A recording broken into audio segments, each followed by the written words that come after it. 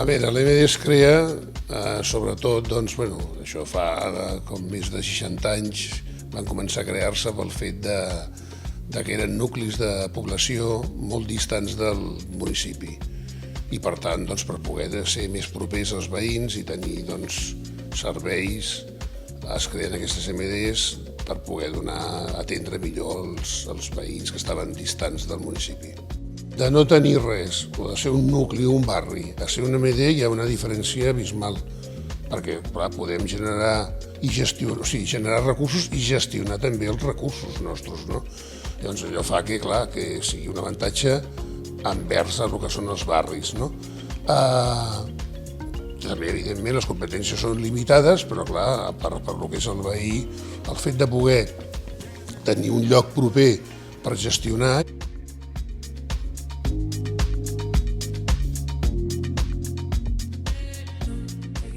Com a presidenta em sento molt propera al poble. De fet, el poble és un poble de molt pocs habitants, som aproximadament 233 habitants i bé, penso que el fet de ser una entitat tan petita i un poble tan petit el que fa és que no sigui potser un alcalde o alcaldessa com normalment es pensa que és, sinó que és una alcaldessa que està institucionalment com a alcaldessa, però al mateix temps atenent totes les peticions que t'arriben a través dels vocals i de les persones i dels nostres veïns i veïnes del Talladell.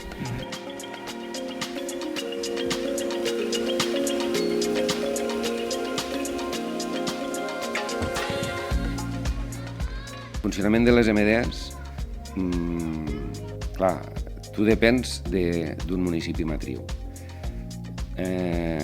Jo diria que possiblement la principal problemàtica que tenim les EMDs a nivell administratiu és la manca d'un marc normatiu clar. Com se relacionen les dues administracions, perquè en definitiva nosaltres som una administració menor, però som una administració amb personalitat jurídica pròpia i reconeguda. Nosaltres com a tal podem adreçar-nos a fons europeus, a fons estatals. Al final són dues administracions les que es relacionen i al no haver-hi un marc normatiu clar acaba sempre, al final, en la bona voluntat que hi pugui haver pel més gran sempre, perquè és el que té les claus de la caixa i és qui té les claus de les competències.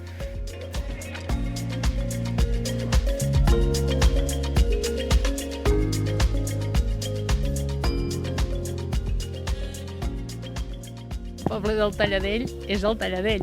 De fet, a tot arreu surt com el poble del Talladell. Ara, administrativament, depenem de Tàrrega, però és el Talladell. El poble serà i és el que vol ser. I em sembla que tothom té aquest sentiment de que som un poble i som el Talladell.